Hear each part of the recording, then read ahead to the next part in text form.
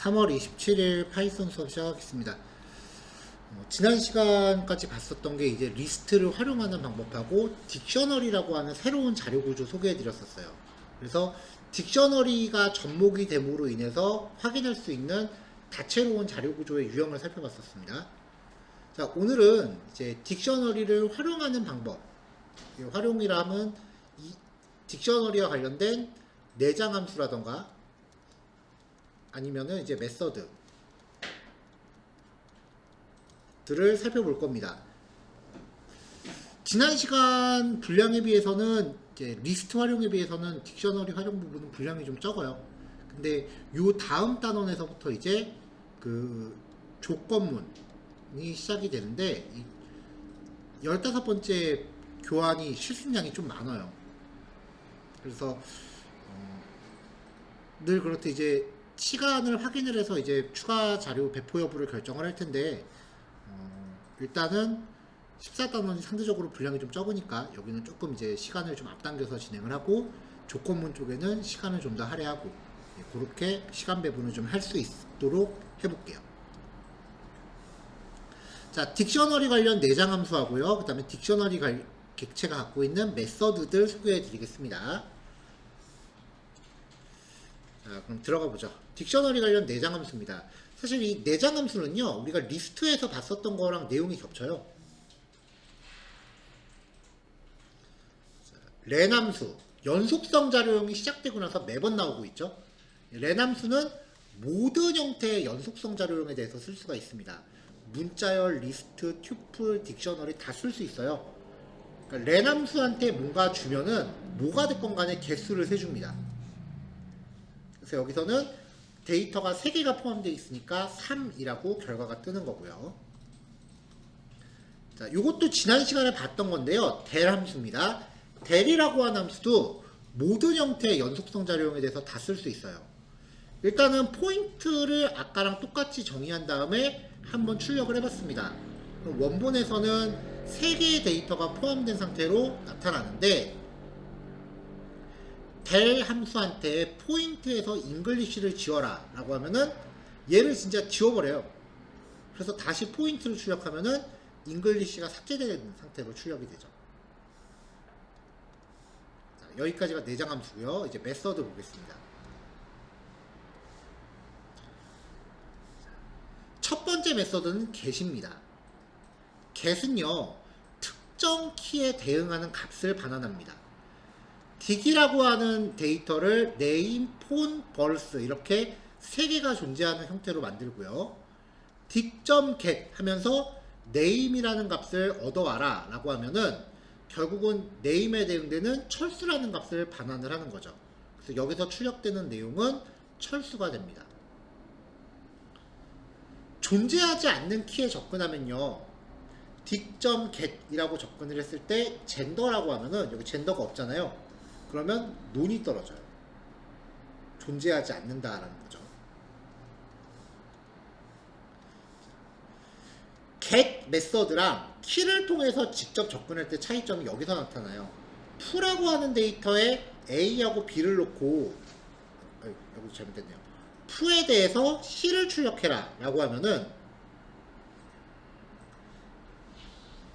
f에서 이제 존재하지 않는 값이다 라고 하면서 에러가 납니다. 지난 시간 페이지 그냥 재활용하다 보니까 그대로 들어갔네요.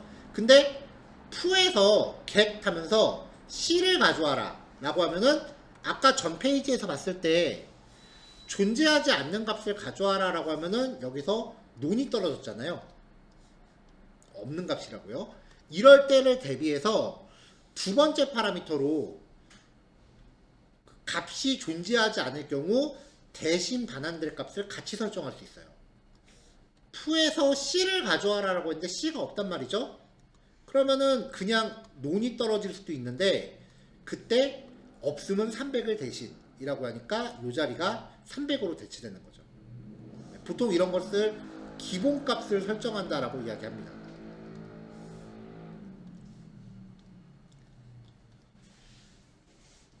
자, 딕셔너리에서 키를 분리하는 함수입니다.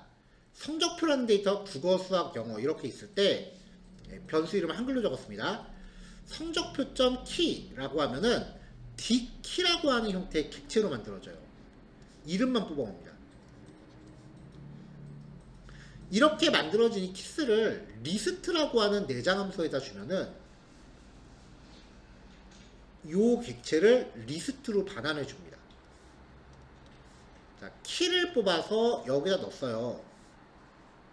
그러면은 요 키는 이거죠. 그러니까 결국은 얘가 이 자리에 바로 와도 된다는 소리예요. 그래서 통상적으로는 이렇게 한 번에 일괄 처리를 합니다. 이렇게 처리하면 딕셔너리에서 이름만 뽑아서 별도의 리스트로 만들 수 있게 돼요.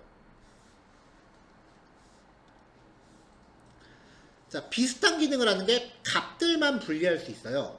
성적표에서 values라고 하면 값들만 딕values라고 하는 객체로 뽑아요. 이렇게 뽑아낸 거를 리스트 함수한테 다시 던져주면은 값만 별도의 리스트로 만들어냅니다. 자, 이것도 이렇게 리스트에서 성적표 values를 한 번에 일괄 처리합니다. 함수나 메서드를 이렇게 중첩해서 쓰면 안쪽 게 먼저 실행됩니다. 그 다음에 바깥에 게 실행되는 거죠. 그래서 이런 거를 이제 상용구처럼 쓰시면은 값만 뽑아서 이렇게 리스트로 만들어 옵니다. 저번에도 한번 말씀드린 적이 있는데요. 도대체 이런 거 쓰면은 이제 다 좋은데 그래서 어쩌라고라는 생각이 들어요. 이걸 도대체 어떻게 써야 되나? 딕셔너리가 있을 때 이름하고 값을 분류하는 거는요. 제가 샘플 하나 보여드릴게요.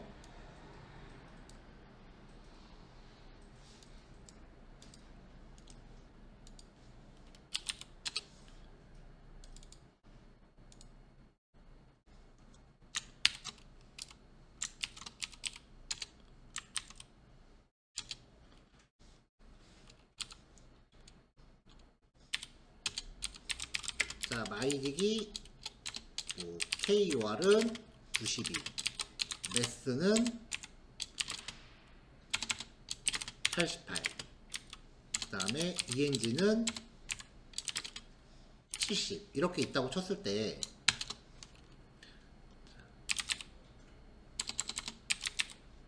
키 리스트는 리스트 함수에다가 myDict.key 이렇게 호출하면은 이름만 뽑아오고요. 그 다음에 value 리스트는 리스트에다가 myDict.values라고 뽑아오면은 이렇게 뽑아오죠. 이렇게 뽑아오면은 여기까지가 이제 우리가 다룰 수 있는 기초 단계고요.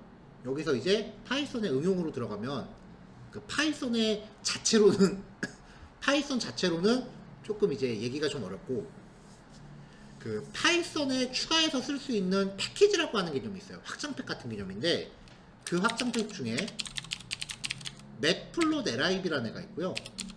이 안에 pyplot이라는 애가 있는데 얘가 하는 역할이 그래프를 만들어주는 애예요. 그래서 pyplot.다 라고 하면서 키 리스트를 X축으로 쓰고 value 리스트를 Y축으로 써라.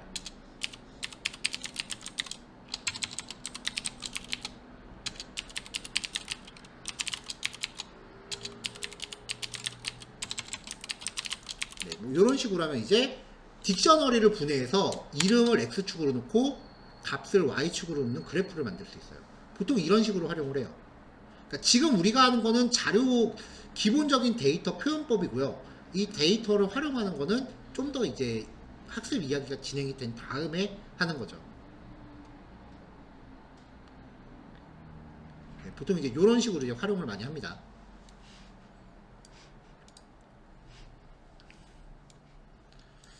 자, 그 다음은요. 키와 밸류를 쌍으로 묶어서 분리합니다. 이거는 저는 잘 안 쓰는 것 같아요. 딕.items라고 하면은 이름하고 값을 이렇게 튜플로 묶어요. 그래서 이 튜플들이 들어있는 딕items라고 하는 객체를 반환하는데 얘도 리스트를 바꾸면 튜플을 원소로 갖는 리스트가 됩니다. 사실상 그냥 2차 리스트라고 보시면 돼요. 얘도 이렇게 한 번에 묶어서 일괄적으로 뽑아낼 수 있는데, 다시 한번 말씀드리면 이 아이템스는 잘 안 썼던 것 같아요. 저는 그냥 키하고 값만 따로 뽑아내면 건 상당히 많이 썼습니다.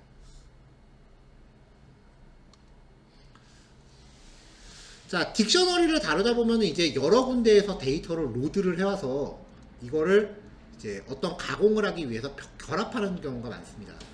성적표 1이 국어, 수학, 영어고요. 성적표 2가 물리, 화학일 때 성적표 원점 업데이트 하면서 성적표 2를 주면은 성적표 1에 성적표 2를 결합시켜요. 그래서 성적표 1이 이렇게 확정된 상태가 되는 거고요. 전에 리스트 얘기할 때 깊은 복사, 얕은 복사에 대해서 설명해 드린 적이 있어요. 딕셔너리끼리 대입을 해도 리스트랑 마찬가지로 얕은 복사가 수행이 됩니다. 그래서 딕셔너리의 깊은 복사를 위해서는 카피라는 메서드가 필요합니다.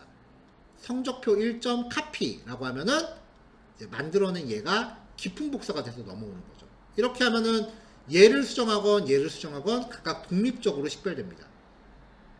딕셔너리도 그냥 대입해버리면 참조가 발생하기 때문에 원본을 고치면 복사본도 같이 바뀝니다.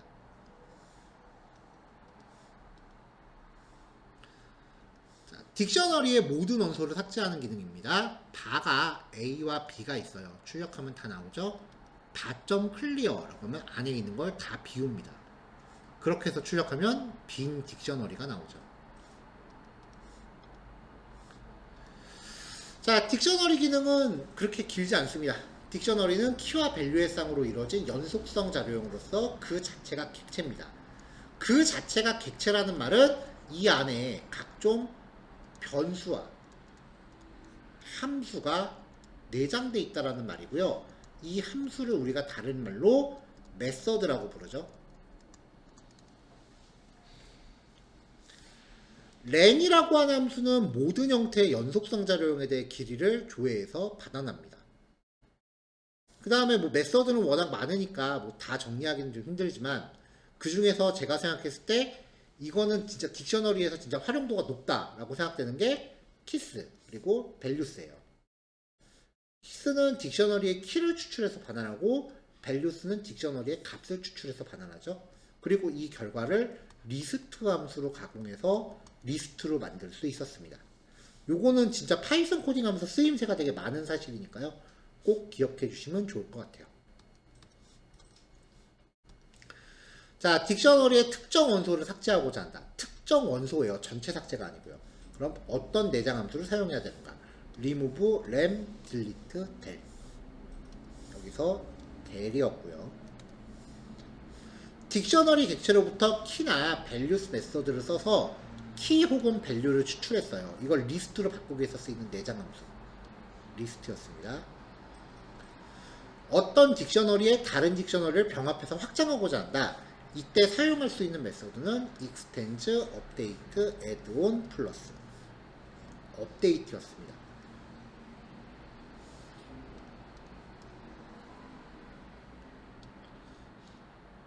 자, 이렇게 해서 요거 일단 실습해 보시면 될 것 같은데요. 지금이 7시 20분 정도 됐어요. 근데 실습량이 많지 않기 때문에 실습 시간 제가 평소보다 10분 줄여서 일단은 20분만 하려 하겠습니다. 그 다음에 10분 휴식하셨다가 그러면은 7시 50분이거든요. 다음 단어는 조금 시간 단축해서 7시 50분에 시작하도록 할게요. 잠시 후에 뵙겠습니다.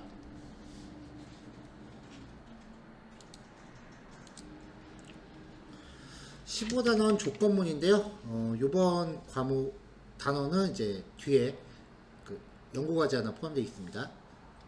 이름은 거창한데 사실상 연습 문제죠, 그냥. 자, if문하고 else, 그 다음에 elif 이렇게 세 가지 종류를 묶어서 조건문이라고 합니다. 이 조건문을 이해하고 이제 활용하는 방법을 익히는 게 이번 단원의 목표고요. 다른 단원에 비해서 아까도 말씀드렸지만 실습 코드량이 조금 많아요.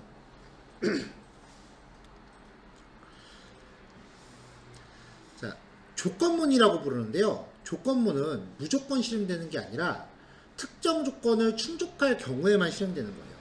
여태까지는 코딩하면 그 블록에 있는 게 그냥 순서대로 다 실행됐죠.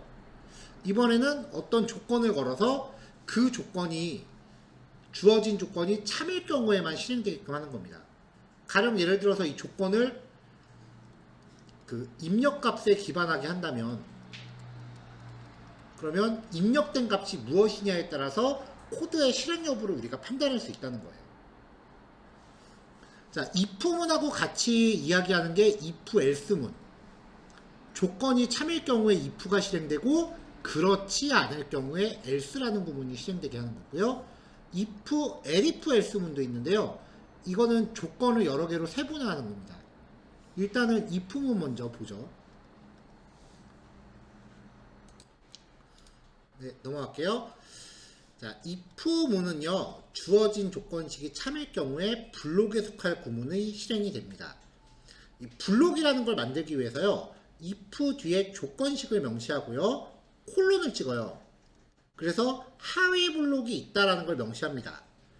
if문에 속한 실행문은 if문보다 들여쓰기가 깊게 지정돼야 됩니다. 이런 식으로요. A가 100이래요. 만약에 A가 100보다 크거나 같다면, 자, 100이 100보다 크거나 같다면이라는 건 조건이 맞는 거죠. 그럼 이제 여기 두 줄이 실행이 되는 거예요. 근데 만약에 A가 100이 아니라 10이었다. 그럼 10이 100보다 크거나 같다는 말이 안 되잖아요. 그럼 여기 두 줄을 안 하고 건너뛰는 거예요. 만약에 if문 블록에 속해 있는 내용이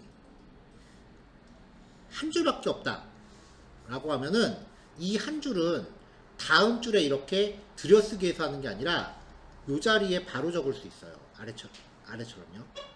근데 가능은 한데 저는 이거 권해드리진 않아요.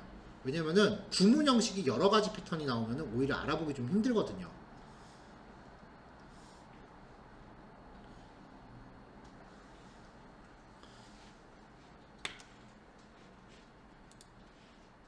자, 그래서 이제 if문에 대해서 한번 이야기를 해보면, 뭐 아까 같은 코드 한번 재현해 볼게요. A가 100이다. 근데 if A가 100보다 크거나 같다면 프린트 hello world, 프린트 nice world. 자, if문 쓰실 때 주의하실 거, 들여쓰기가요, 두 블록이 이렇게 들여쓰기 수준이 다르면 실행할 때 에러납니다. 에러나요. 들여쓰기가 다르면요.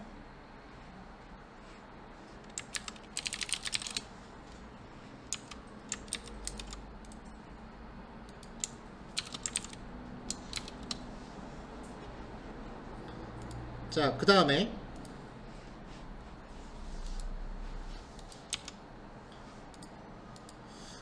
키를 잠시만요. SST.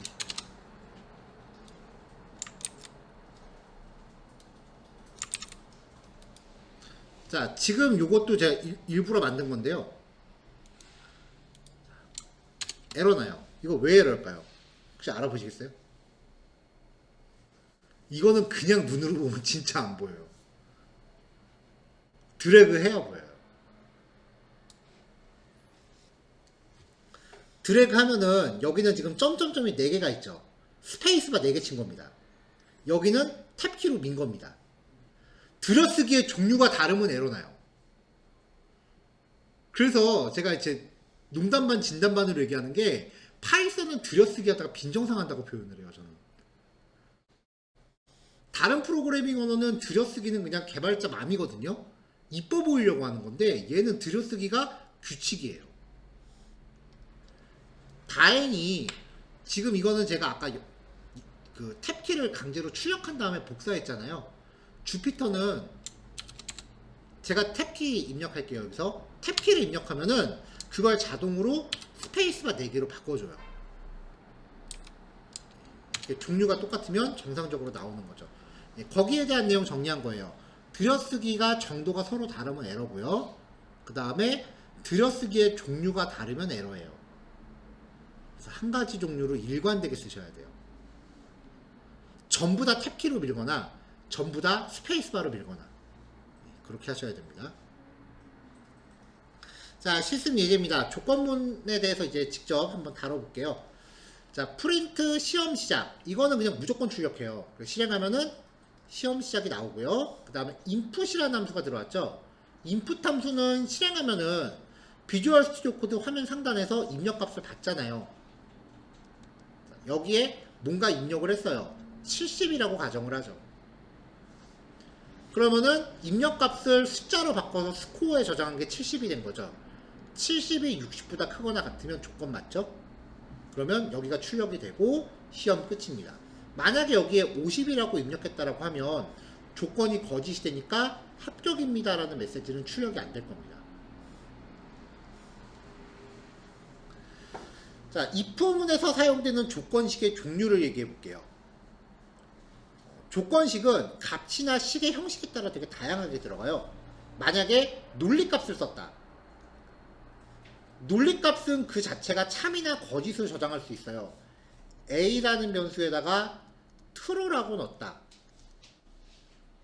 그러면은 그 자체가 참이나 거짓을 의미하기 때문에 논리값 자체는 이제 조건으로 쓸 수 있고요. 숫자형도 쓸 수 있습니다. a가 5예요. if a라고 할 수도 있어요. 숫자형 값은요, 0이 아닌 모든 값은 참으로 인식하고요, 0은 거짓으로 인식합니다. 비교식, 논리식은 뭐 a가 5보다 크다 이런 거는 이 자체가 참 거짓을 판단할 수 있죠. 논리식은 and와 or였습니다. 논리 연산 잡았을 때 이것도 참 거짓으로 판단할 수 있었어요. 문자열입니다. a에 뭐라도 내용이 들어있다. 그러면은 참이에요. 근데 따옴표를 열자마자 닫아버렸다. 그럼 얘는 거짓이에요. 빈값. 리스트. 원소가 뭐라도 하나라도 들어있으면 참입니다. 근데 원소가 하나도 없이 대괄호 열자마자 닫으면은 거짓입니다. 튜플도 마찬가지고요. 딕셔너리도 마찬가지입니다. 예제 케이스 볼게요. 자, 숫자형 변수에 대한 조건 처리입니다. 참 거짓을 그 예제를 두 블럭씩 만들 수 없으니까 제가 변수를 이제 주석으로 하나 막아놨거든요. 실습하실 때 여기를 주석으로 막고 아래 거를 주석으로 풀어서 변화가 어떻게 되는지 보세요. 자, money라고 하는 변수가 만으로 들어있어요. 0이 아닌 모든 수는 참이라 그랬죠? 그래서 money 자체를 조건에 걸면은 참이 되니까 여기가 실행이 됩니다. 그리고 프린트 출력이 되겠죠. 근데 만약에 money가 만이라면 if문 조건은 거짓이 되니까 그냥 집에 가자만 출력이 될 거예요. 마찬가지로 문자열도요. 파이썬이라고 내용이 들어있는 문자열 자체를 조건으로 걸면은 내용이 들어있으니까 참이에요.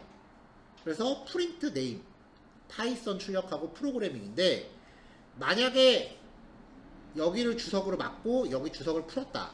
그럼 네임이 빈 문자열이 되죠. 이거를 조건으로 걸면은 조건이 거짓이 되니까 그냥 프로그래밍만 나옵니다.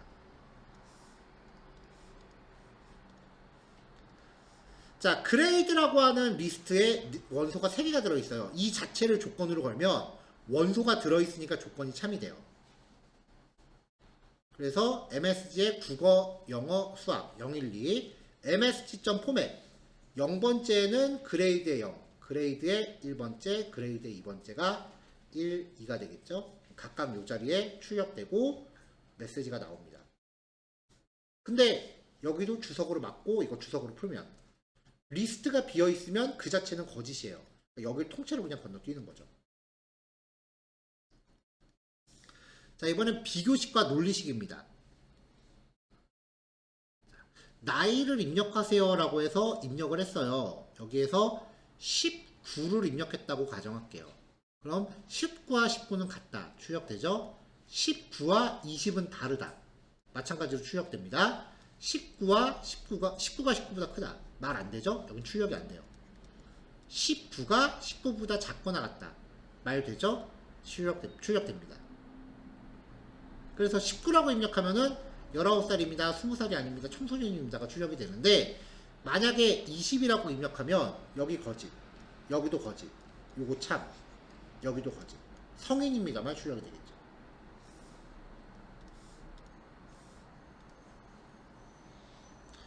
자, 이번엔 논리연산자를 쓴 겁니다. 점수를 입력하세요 라고 해서 입력받은 걸 숫자로 바꿔서 포인트에 넣었어요.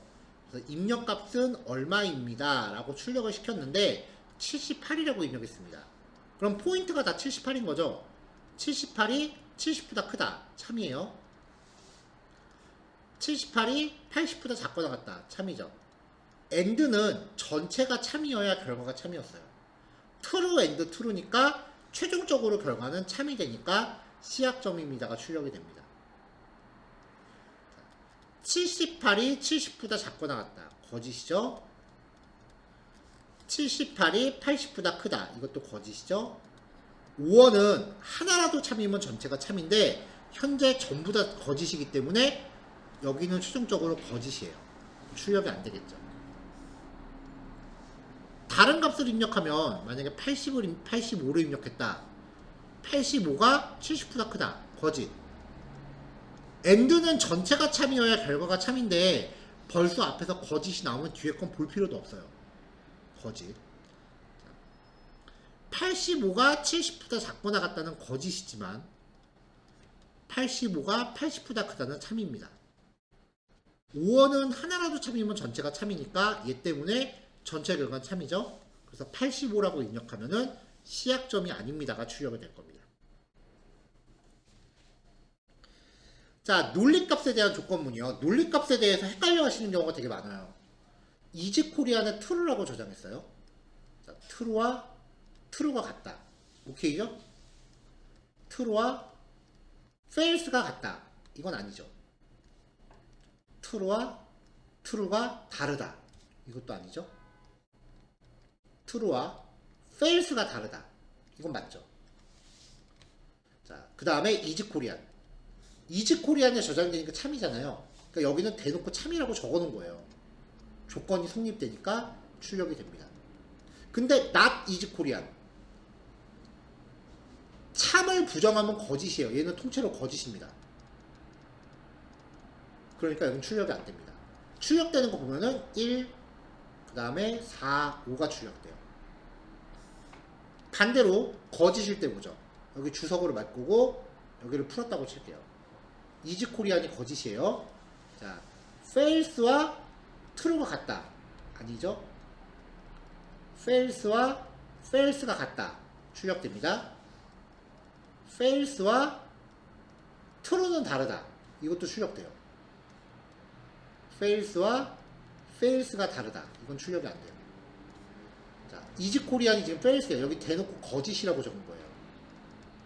출력이 안 됩니다. not 이지코리안. false.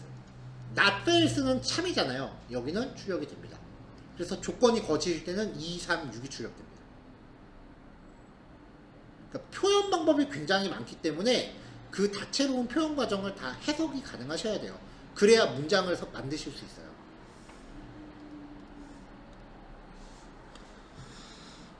조건식에서 사용할 수 있는 또 다른 연산자가 있어요. in하고 not in, is와 is not이 있습니다.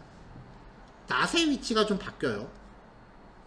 자, A in B는요, A는 일반적인 값이고요, B는 리스트 혹은 문자열이에요. 그러니까 뭐 A in, B가 리스트라 그랬죠. A, B, C. A가 이 안에 들어있는지를 검사하는 거예요. 들어있으면 참, 안 들어있으면 거짓. not in은 A가 여기에 안 들어있는지를 검사하는 거예요. 안 들어있으면 참, 그리고 들어있으면 거짓입니다. A is B는요, 1 is 1 이라고 하면 참이에요. 근데 이게 좀 주의하셔야 되는 게, 같다를 비교할 때는 equal 두 개를 써왔거든요. 지금까지 equal 두 개는 1하고 1.0을 같다고 봐요. 내용만 비교해요. 근데 1 is 1.0은 데이터 타입까지 비교를 해요. 얘는 정수 타입이고요. 얘는 실수 타입입니다. 그러니까 타입이 다르니까 이때는 거짓으로 봐요. 그래서 이거를 좀 유식하게 말하기 좋아하는 컴퓨터 책들은 얘를 항등연산자,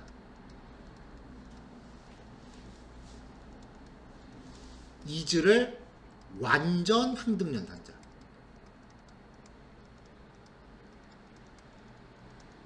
네, 이렇게 표현을 하는데 용어까지 기억하실 필요는 없습니다. 실무자들도 이 용어 모를 거예요 아마. 자, 이즈낫, A와 B가 일치하지 않으면 참이에요. 값이 같더라도 데이터 타입이 다르면 거짓으로 인식합니다. 자, 보죠. 이즈와 이퀄 두 개입니다. 이퀄 두 개는 값만 비교하므로 실수형 1.0과 정수형 1을 같다고 판별해요. 근데 이즈는 타입까지 비교하므로 실수형과 정수형은 다르다고 판별합니다. 그러니까 x가 1이고 y가 1.0일 때 x 이퀄 두 개 y 하면은 같다고 판별해요. 얘는 출력이 돼요. 근데 x is y라고 하면은 두 개가 종류 데이터 타입이 다르니까 거짓으로 인식해서 출력을 안 해요. 이즈다 반대예요. 자, 123.0과 123 얘는 소수점이 붙어 있으니까 플로트예요. 얘는 소수점이 없으니까 인트예요. 자, A와 B가 다르다. 플로트와 인트는 다른 거 맞죠? 여긴 출력이 그러니까 이제 여기는 맞고요. 아, 이퀄 두 개죠.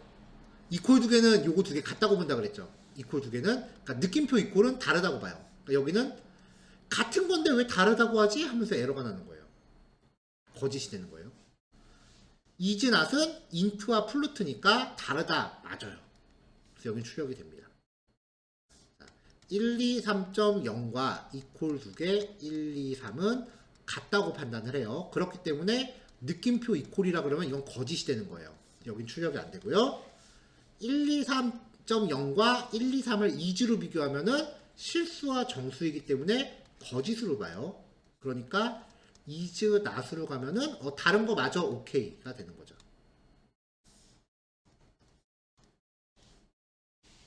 자, 인연산자입니다. 유저 1이 헬로고 유저 2가 월드예요. 멤버 리스트는 헬로 파이썬 라이프입니다. 유저 1이 멤버 리스트에 들어있는지에 대한 결과를 담습니다. 이게 원래 처음에 연산자에서 나왔어야 되는 얘기인데 그 연산자를 우리가 다룰 때 리스트를 이야기하기 전이었기 때문에 이제 나온 거거든요. 자, 이렇게 비교하면 유저 1은 멤버 리스트에 지금 들어있죠? 그러니까 A는 true예요. 근데 월드는 멤버 리스트에 들어있지 않잖아요. 그러니까 유저 2인 멤버 리스트는 거짓이에요. 결과가 참 거짓으로 판단되기 때문에 인 연산자도 조건으로 쓸 수 있다는 거죠. 그래서 똑같은 변수입니다. 유저 1, 유저 2 멤버 리스트. 유저 1이 멤버 리스트에 들어있다면 참이죠. 그러면 유저 1은 이미 가입되어 있습니다가 출력될 겁니다. 이게 기존에 가입되어 있는 회원이고 신규로 가입할 아이디라고 하면 아이디가 기존 회원하고 겹치면 가입 못하잖아요. 자, 유저 2가 멤버 리스트에 들어있는지를 봅니다. 안 들어있죠? 그럼 거짓이니까 여긴 출력이 안 돼요. 자, 이번엔 not in이에요. 안 들어있으면 참이에요. 헬로가 멤버 리스트에 들어있어요. 유저 1 not in 멤버 리스트. 안 들어있어야 참인데 들어있죠? 그러니까 여긴 조건이 거짓이 되니까 출력이 안 됩니다. 유저 2, 월드는 여기에 안 들어있는 거 맞죠? 여기는 참이 돼요. 출력이 되고요. 여기까지가 이제 if문입니다. 구문 패턴이 좀 많죠. 자, 이제 if문이 정리가 되면은 이제 거기에 추가적으로 옵션을 붙여요. else문입니다. else문은 그렇지 않으면이라고 해석하시면 돼요. if문의 조건과 반대되는 경우에 실행됩니다. else는 독립적으로 실행될 수 없고요. 반드시 if문 뒤에 위치해야 돼요. if 뒤에만 옵니다. 자, 이지코리안이 fails래요. if fails와 true가 같다. 안 맞죠? if문은 조건 안 맞으면 그냥 무시하고 끝나요. 근데 뒤에 else가 붙어 있으면 이 조건이 안 맞을 때 else를 실행합니다.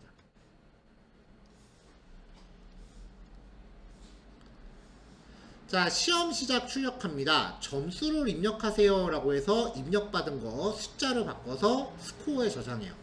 여기서 72를 입력을 했다고 칠게요. 자, 72가 60보다 크거나 같다. 조건 맞으니까 합격입니다가 출력되겠죠. 그럼 else는 안 해요. 근데 만약에 여러분들이 여기서 50을 입력했다. 그러면 50이 60보다 크거나 같다는 조건이 안 맞으니까 불합격입니다가 출력될 겁니다. 이거는 입력값에 따라 실행 결과가 달라지니까 직접 실행하실 때 값을 입력해 보세요. 인풋이 나오면은 비주얼 스튜디오 코드 화면 상단에 입력 박스 나옵니다. 아까 첫 페이지에 제시해 드렸죠? 자, ensure input 한국인입니까? Y or N. 여기에서 이제 Y를 입력했다고 치죠. 입력값은 Y입니다 라고 해요. 근데 소문자 Y를 입력할 수도 있으니까요. 입력받은 값이 지금 여기 YN이라고 입력하면 이게 입력될 수도 있고 요게 입력될 수도 있고 이게 입력될 수도 있고 요게 입력될 수도 있어요. 그 밖에 다른 걸 입력하면 어쩔 수 없고요. 경우의 수가 4가지가 되니까 경우의 수를 추격하려면 일단 이거를 전부 대문자로 바꿔서 퉁치고요. 얘도 대문자로 바꿔서 퉁칩니다. 그래서 입력값의 어퍼 싹 다 대문자로 바꿔서 그 결과가 Y라면 이지코리안을 true로 놓고요. 그렇지 않다면 거짓으로 놓겠습니다. Y를 입력했다라고 하면은 이지코리안이 true니까 얘를 조건으로 씁니다. 한국 사람입니다가 출력이 될 거예요. 그리고 not 이지코리안 true인데 not true가 되니까 거짓이죠. else로 가서 한국 사람입니다가 출력이 되겠죠. 만약에 여기를 n으로 입력했다. 그러면 if문 자체가 거짓이 되니까 else절에서 이지코리안의 fails를 저장합니다. 그럼 여긴 조건이 거짓이니까 else로 띄겠죠? 한국 사람이 아닙니다를 출력할 겁니다. fails에 대해서 부정을 하면은 조건이 참이 되니까 여기서는 한국 사람이 아닙니다라고 3번이 출력될 겁니다. Y일 때는 14, N일 때는 23. 자, 여기까지가 else문이었고요. 자, 조건문에 대한 마지막입니다. if문이에요. 다른 프로그래밍 언어 하셨던 분이 계시면 여기서 좀 많이 헷갈릴 수 있는데요. 다른 프로그래밍 언어는 else 띄고 if라고 표현하는데 파이썬은 이걸 elif라고 표현해요. 띄어쓰기 없습니다. 조심하세요. if문하고 else문 사이에 elif문으로 두 번째 조건, 세 번째 조건을 필요한 만큼 나열하세요. 그러면 파이썬은 순서대로 조건을 판별해요. 요거 판별해요. 이게 거짓이면 다음으로 가요. 이게 거짓이면 일로 가요. 만약에 얘가 참이다. 그러면 거기에 실행되어 있는 구문을 수행하고요. 나머지 연결되어 있는 그 같은 세트는 다 무시하고 빠져나갑니다. 만약에 참인 조건이 3차 조건식과 n차 조건식이 둘 다 참이었다. 그래도 가장 처음 만나는 참인 조건에 대한 블록을 실행하고 나머지는 무시하고 넘어갑니다. elif는 필요한 만큼 나열하실 수 있고요. 마지막에 else는 앞에서 조건 다 판단하는데 맞는 게 하나도 없다. 그럼 이도저도 아니면 뭐 그런 의미인데 이건 필요 없으면 else는 생략하셔도 돼요.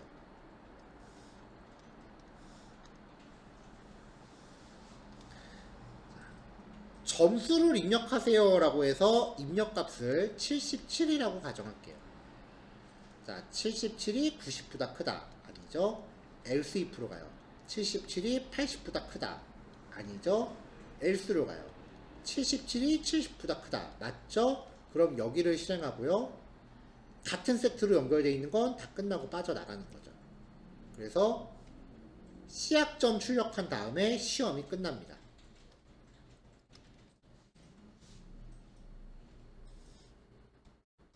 자, 실습량이 많아서 좀 부지런히 설명을 드렸는데요. 실습하실 때 잘 체크해 보시면 될 것 같아요.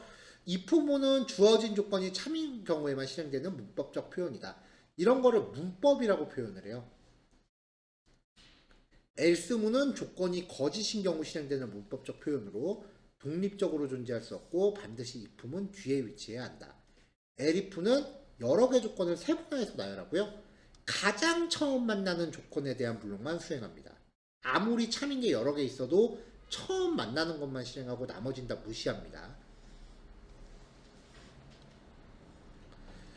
자, if문을 블록을 구성하기 위해 사용되는 기호는 콜론, 중괄호, 소괄호, 세미콜론. 블록을 만들 때 쓰는 기호는 콜론이었습니다. 조건이 참이 아닌 경우를 지정하기 위해 사용되는 구문은 other, otherwise, else, elif. 참이 아닌 경우에 대해서니까 else였죠. 여러 개의 조건을 세분화할 때 쓰는 거 if, else, else, if, elif, elif였습니다. 파이썬을 제외한 다른 프로그래밍 언어는 전부 else, if라고 해요. 파이썬만 elif예요. 그러니까 요거는 오히려 다른 언어 경험해 보신 분들이 더 헷갈리실 수 있는 부분이에요. 자, 정답이고요. 자, 이렇게 해서 조건문 실습하시면 되겠습니다. 지금 8시 20분인데요. 실습량이 좀 많잖아요. 그러니까 제가 8시 30분까지 실습을 할 건데 이게 실습만 해서 되시는 게 아니고요. 뒤에 연구과제 하나 있습니다. 요거까지 하시고 10분 쉬었다가 9시 10분에 이거 풀이하고 그 다음에 다음 단원 할게요. 다음 단원 교환은 제가 지금 바로 단톡방에 올리겠습니다. 자, 그럼 9시 10분에 뵐게요. 자, 그럼 이제 연구과제 풀이부터 마지막 교시 시작하겠습니다. 자, 새로 주피터 파일 하나 만들고요.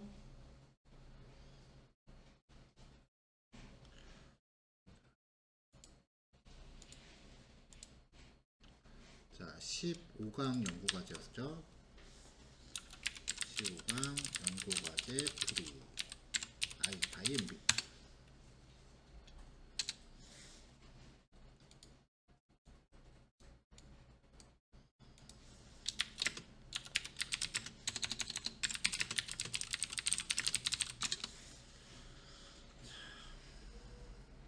자, 요구사항을 먼저 볼게요.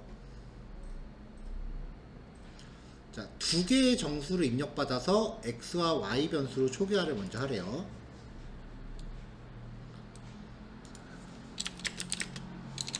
두 개의 정수를 입력받아서 x와 y 변수로 초기화합니다.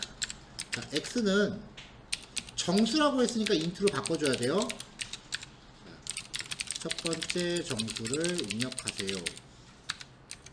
그래서 프린트 x는 %d라고 해서 한번 출력해 볼게요. 그 다음에 y는 똑같이 input 두 번째 정수를 입력하세요 라고 출력해 주고요.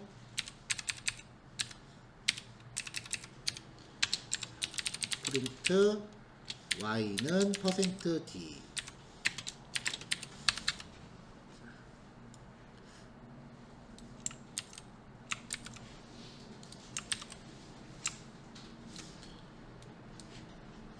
하나를 좀 좁히자.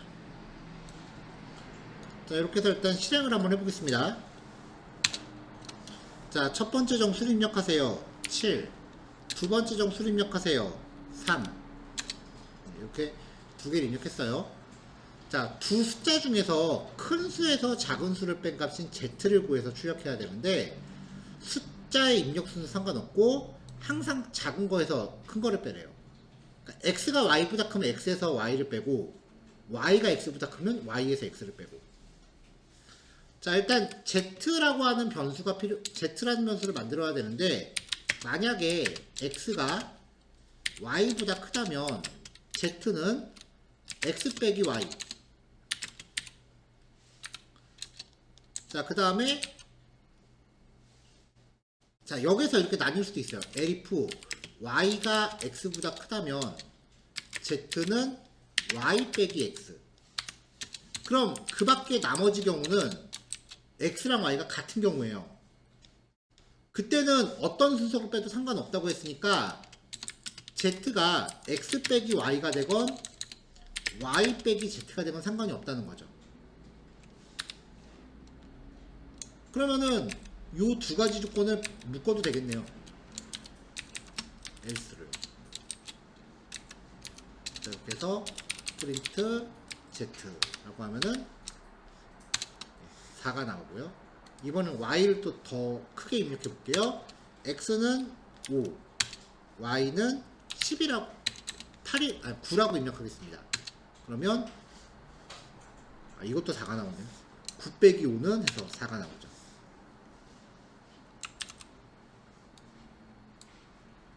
자, 뭐 크게 어려운 문제는 아니었어요.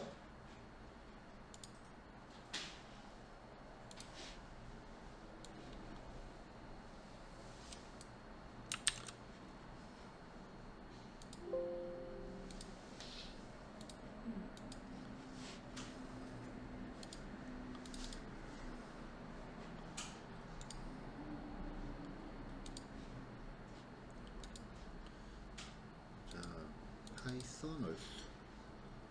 네, 풀이 내용은 제가 캡처 떠서 단톡방에 올리겠습니다. 자, 그럼 이제 오늘 마지막 교시에 진행할 16번째 단원 반복문이라는 거 한번 진행해 보죠. 얘도 연구과제가 있는데 여기 표기가 안 돼 있네요. while문이라고 하는 걸 먼저 소개해 드릴 거예요. 자, 오늘 진행하는 내용하고 그 다음에 다음 교시에 진행하는 내용이 반복문이라고 하는 주제인데요. 반복문이라는 건 어떤 조건이 참을 충족하는 동안 혹은 주어진 범위 안에서 블록 안의 실행문을 반복 수행하는 거예요. 크게 while문하고 for문이 있는데요. while문은 조건을 갖고 처리하고요. for문은 범위를 지정해요. 다른 프로그래밍 언어는 do while이나 until이라고 하는 반복문도 있는데 파이썬은 딱 이렇게 두 가지만 존재합니다.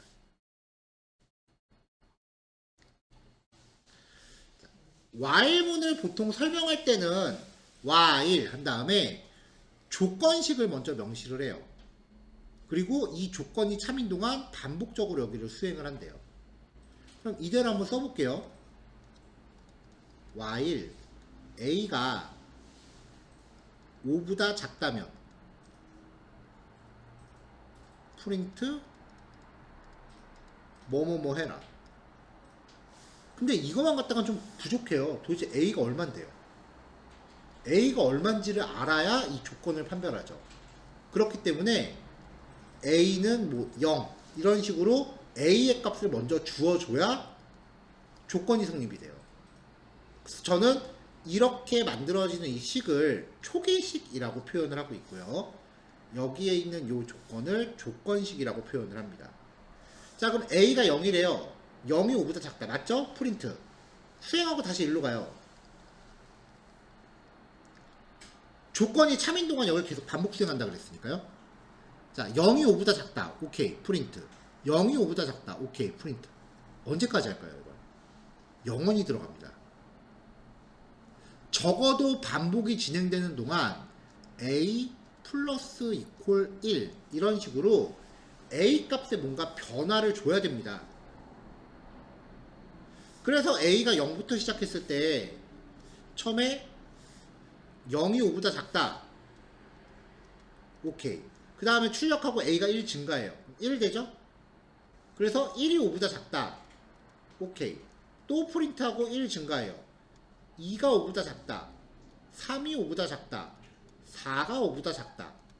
또 증가해서 5가 되면은 5가 5보다 작다. 이거 안 맞네? 그럼 끝. 안 그러면 여기 영원히 합니다. 컴퓨터 터질 때까지.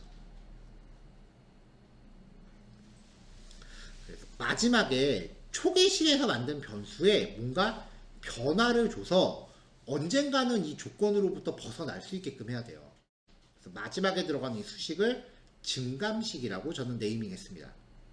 그래서 while문을 구성할 때는 초기식, 조건식, 증감식이 반드시 맞아야 되고요. 처음에 이제 초기식을 수행을 해요. 그 다음에 조건식을 판단해요. 조건식이 맞다면 블록 안으로 들어가서 명령을 수행하고 증감식을 수행합니다. 그리고 다시 조건식으로 가요. 이 루틴을 반복하면서 언젠가 조건이 거짓이 되면은 빠져나가는 거죠. 만약에 처음부터 조건이 안 맞는다면 그냥 무시하고 다 지나갑니다.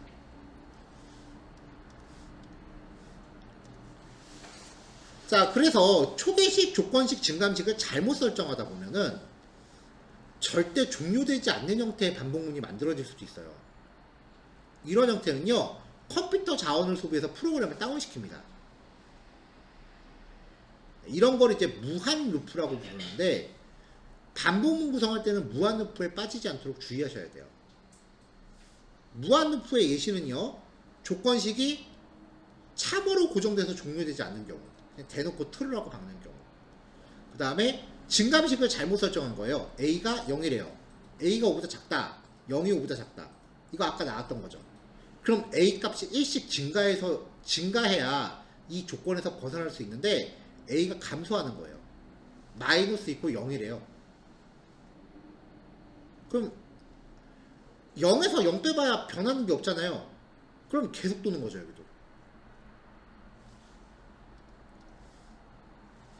물론 대놓고 이렇게 무한루프를 거는 경우가 아주 없지는 않아요. 반복을 몇 번 수행할지 잘 모르겠는 경우에는 이렇게 거는데, 이때는 반복을 탈출하기 위한 다른 방법을 마련을 해놓고 동작을 해요. 이건 다음 시간에 소개가 될 거고요. 그래서 무한루프라는 거는 어지간하지 않고서는 잘 구사하지 않습니다. 자, while문의 기본 구조입니다. x가 1부터 시작하고요. x가 10보다 작거나 같다가 조건이에요. 1이 10보다 작거나 같다. 맞죠? 그러면 x를 먼저 한번 출력합니다. 처음에 x가 1부터 시작했으니까 x는 1. 그 다음에 1 증가하고 다시 돌아가요. 2가 10보다 작거나 같다니까 출력하면은 x는 2. 그 다음에 또 1 증가해요. 3이 돼서 갔죠? 3이 10보다 작거나 같다. 맞으니까 x는 3 출력했죠? 또 1 증가했으니까 4가 돼서 1로 가요. 4가 10보다 작다. 맞으니까 출력 4. 또 1 증가해서 가니까 이번엔 5. 이런 식으로 계속 돌겠죠? 자, x가 증가에 증가를 거듭해서 10이 되면 10은 10보다 작거나 같다. 조건 맞으니까 x는 10까지 출력합니다.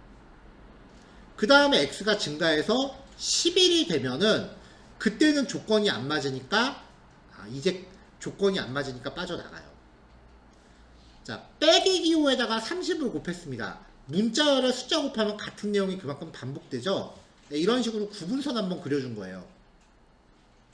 그래서 x의 최종값 x는 11이 됐을 때 조건이 안 맞아서 빠져나올 수 있었으니까 x의 최종값은 11입니다.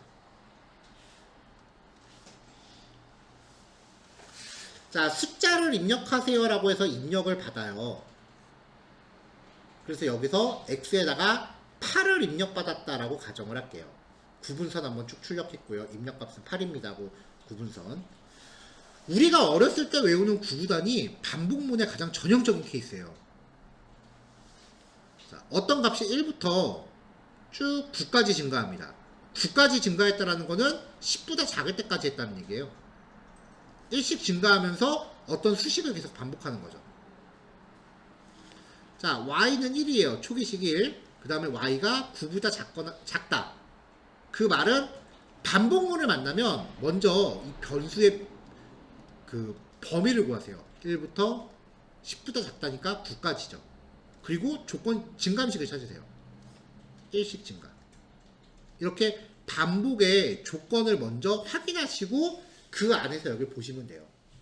x는 8이라고 입력했으니까 8이라고 고정한 거고요.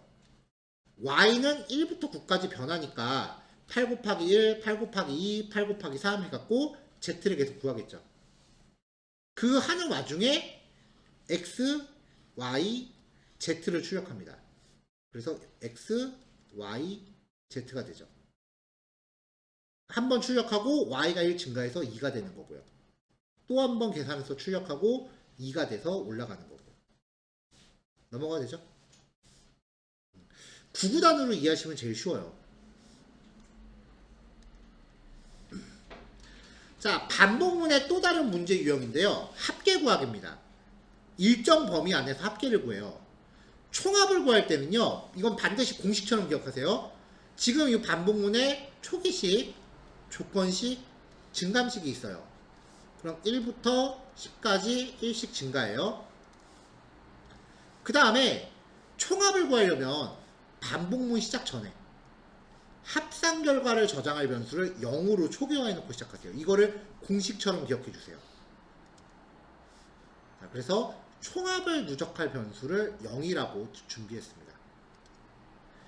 1부터 10까지 변하잖아요. 이 썸에다가 1 더하고 2 더하고 3 더하고 4 더하고 이렇게 가는 거예요. 자, 썸에다가 x를 더해서 합산합니다. 근데 x가 1부터 10까지잖아요. 그러면 x가 1일 때 0부터 시작해요. x가 1일 때 썸을 구해요. 그럼 x가 1일 때 썸은 0 더하기 1이니까 1이 되겠죠. 자, 이제 x가 증가해서 1로 가요. x가 2가 됐어요. 아까 구했던 썸은 1이었죠? 1 더하기 2는 3이 되니까 2일 때 썸은 3이 됩니다. 자, 또 증가해서 이번엔 3이 됐어요. 아까 썸 3이었고요. 자, 조건 맞고요. 3 더하기 3을 다시 썸에다 넣으니까 x가 3일 때 썸은 6이 되죠. 자, 또 x가 증가해서 4가 돼요. 그러면 썸은 6이었죠? 4 더하기 6 해갖고 10이 되고요. 또 x가 증가해서 5가 됩니다. 올라가서 10 더하기 5죠? 그러면 15가 되죠. 반복문부터요, 되게 헷갈리기 시작하는데, 많이 헷갈려 하시는 분들의 공부 방법을 보면은, 그냥 모니터 뚫어져라 쳐다보세요.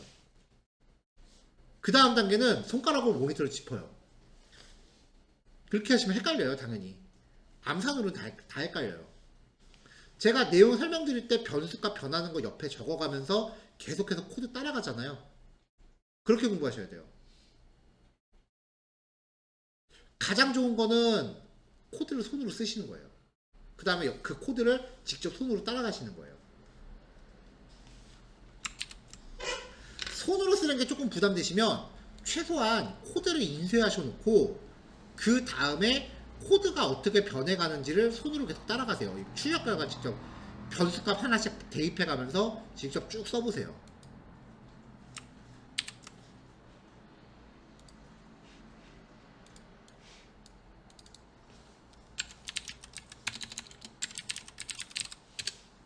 컴퓨터 전공자들이 하는 게 손코딩이라는 게 있습니다. 요즘 면접 때도 손코딩으로 면접 본다 그러더라고요.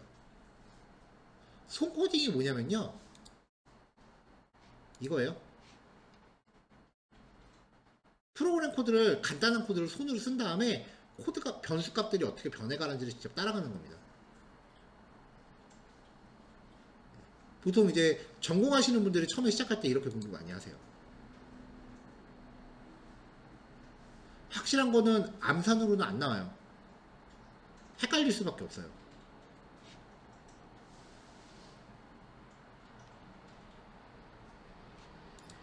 이런 식으로 이제 코드가 어떻게 바뀌어가는지 본인이 직접 변수의 변화량을 그려가면서 따라하는 거고요. 네, 이런 식으로 되게 많이들 이렇게 공부합니다. 심지어는 그래서 손코딩 노트용으로 이렇게 노트 양식도 있어요. 코드 들여쓰기 블록 이렇게 줄여갖고 이거 출력해서 쓰라고. 이 노트 팔기도 하더라고요.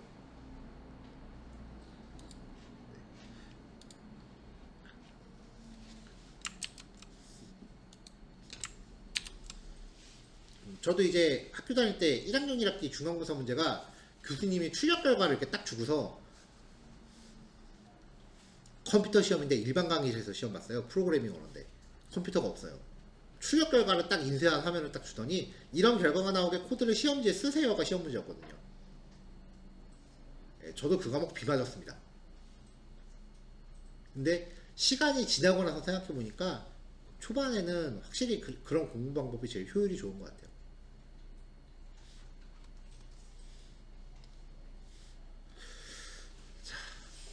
자, 반복문의 다른 유형입니다. 거의 여러분들이 만나시는 반복문의 99.9%가요. 증감식은 일씩 증가할 겁니다. 99.9%가 증감식이 일씩 증가해요. 근데 이게 절대적인 규칙은 아니에요. 필요하다면 1이 아니라 10씩 건너뛸 수도 있어요. A가 0부터 50보다 작대요. 그럼 50은 포함이 안 되죠. 49까지인 거죠. 0부터 49까지인데 증감식이 10씩 증가합니다. 그럼 A는 0부터 시작해서 0, 10, 20, 30, 40이 되겠죠. 필요하다면 이렇게 여러 번 건너뛸 수 있습니다. 만약에 짝수 번째만 처리해야 된다라고 하면 A 플러스 이퀄 2라고 하면 되겠죠.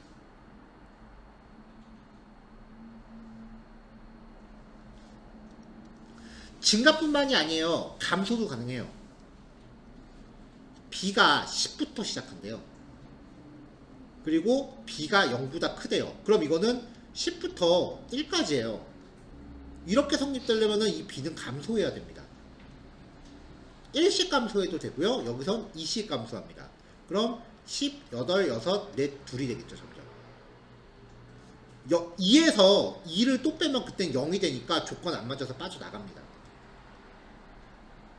반드시 증가만 하는 건 아니에요.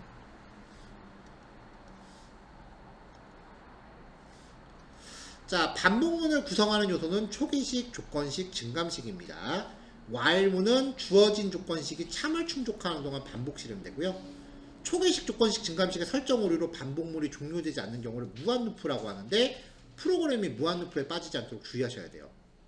자, 절대적으로 공식처럼 기억하실 거, 합계를 구할 때는 반복문 시작 전에 합계를 저장할 변수를 0으로 초기화하고 시작하셔야 되고요. 반복문의 증감식을 다양하게 설정해서 값의 변화를 조절하실 수 있습니다.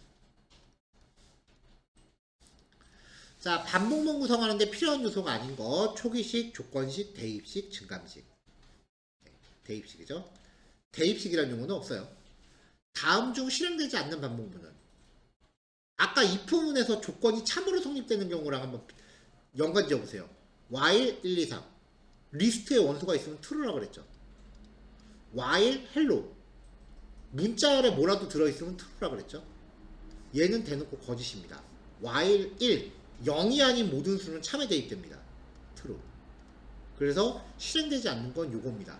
문제가 있다면 나머지 세 개는 무한루프라는 거죠. 아이고, 밑에 거 답을 말해버렸네.